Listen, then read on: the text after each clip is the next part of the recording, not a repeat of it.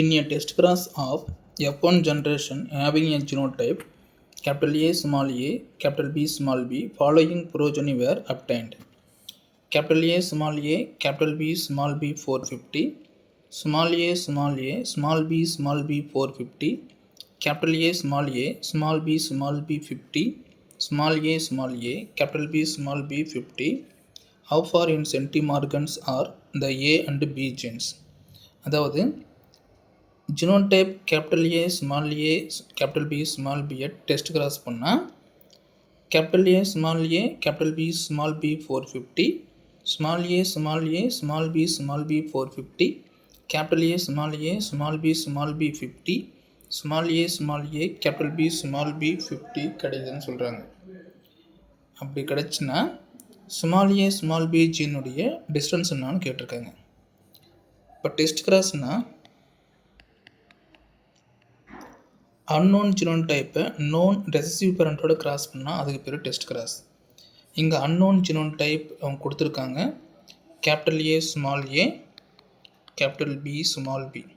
Test கிராஸ்னால் known recessive பேரண்ட்டோட cross பண்ணால் it is called test cross. அப்போ இன்னொரு பேரண்ட் வந்து ஸ்மால் a, ஸ்மால் b இப்படி கிராஸ் பண்ணால் A, small a, B, small b 450,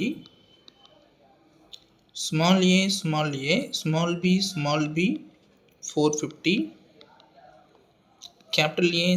A, small b 50, small a, B, small b 50 கிடைக்குதுன்னு சொல்கிறாங்க. நம்ம இதெல்லாம் ஆட் பண்ணால் டோட்டலாக 1000 ப்ரோஜனிஸ் கிடைக்குது. இப்போ formula for recombinant frequency.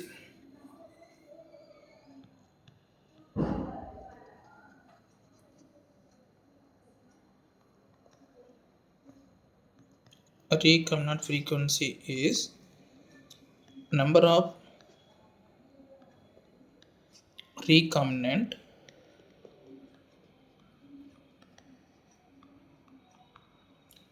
divided by total progeny.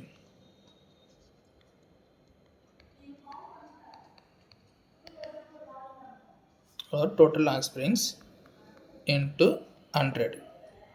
இப்போ நம்மளுக்கு நம்பர் ஆஃப் ரீகாம்பினன்ட் தெரியணும். இங்கே பாருங்கள், இது வந்து ஒரு பேரண்ட்டு. ஸோ அந்த மாதிரியான பேரண்ட் வந்து 450 இருக்காது. இது அனதர் ரெசசிவ் பேரண்ட், இதுவும் 450 இருக்குது. அப்போ ரீகாம்பினன்ட் இது ரெண்டு மட்டும்தான். அப்போ number of recombinant equal to 50 + 50 divide by total number of offsprings. எல்லாத்தையும் டோட்டலில் பண்ணால் 1000 வருது. 1000 into 100.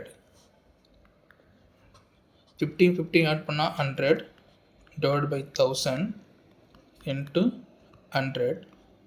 இது நம்ம சிம்பிளிஃபை பண்ணோம்னா 10.